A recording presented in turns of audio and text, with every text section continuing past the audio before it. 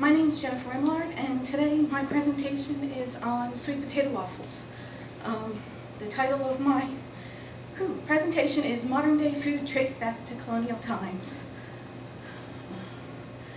So the ingredients that are in the waffles are sweet potatoes, flour, baking powder, salt, eggs, milk, brown sugar, butter, grated orange rind in there, zesting, and vegetable spray for the waffle iron. Sweet potatoes were found on 2 different continents, both North and South America.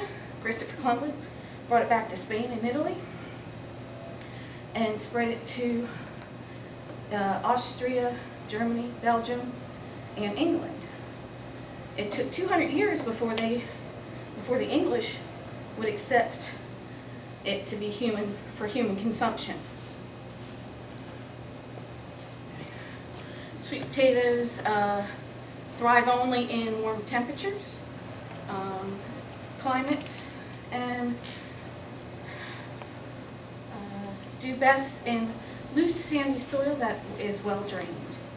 It produces more pounds per acre than any other food source, such as corn, and it also has more nourishing supplements as sugars and fats, and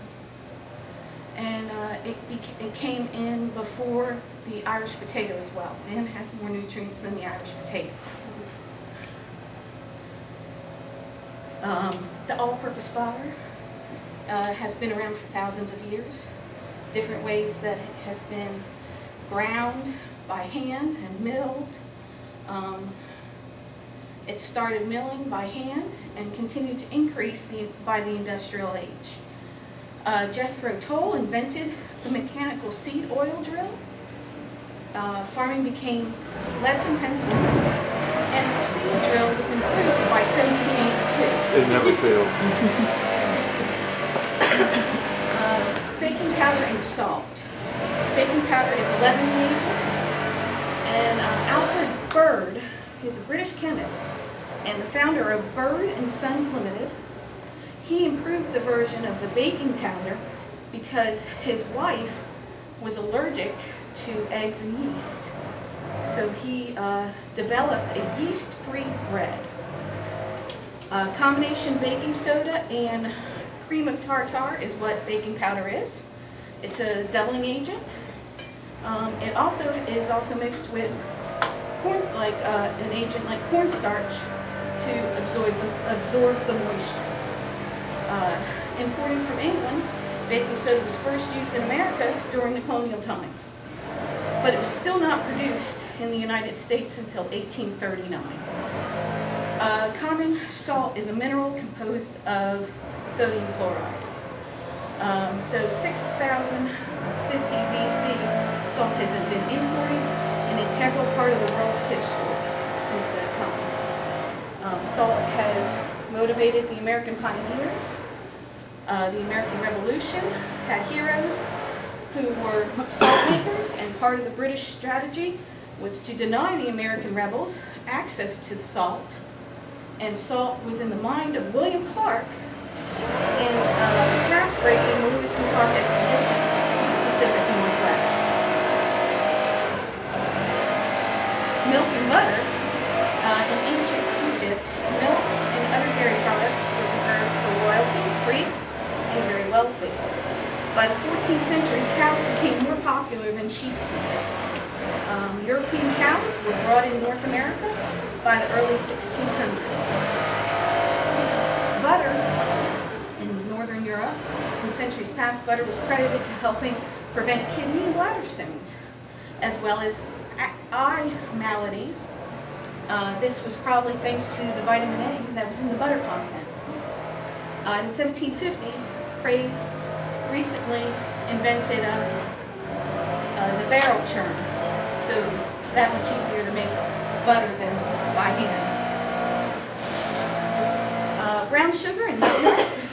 Brown sugar is refined sugar with molasses added. Molasses adds caramel and butterscotch flavors to the sugar, bringing the manufactured goods to Africa, which were then traded for slaves. So it's kind of interesting. I'll give you a slave for brown sugar. Nutmeg is actually a fruit. It's a warm or sweet flavor. The seed, it's called Mysterica fragrans, is a tropical dioecious evergreen tree native to the Malucas or Spice Islands of Indonesia. Around 1600 it became imported and an expensive commercial spice of the Western world. Cinnamon and vanilla. Christopher Columbus thought he found cinnamon here in the United States and sent it to Spain. He then sent it to the Queen, and it was not the kind she wanted, so he did not score for that. There are two commercial types of cinnamon. It's called Ceylon and Syassin. Ceylon is the more popular one that we use today, and vanilla originated in Mexico from Tocando Indians, who were conquered by the Aztecs, who in turn were conquered by Hernando Cortez.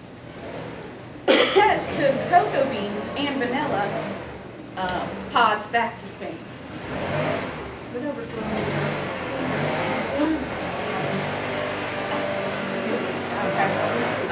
The cooking methods that they used back then are definitely not what we have today. Of course, they had either cast iron, which now we use stainless steel or non-stick.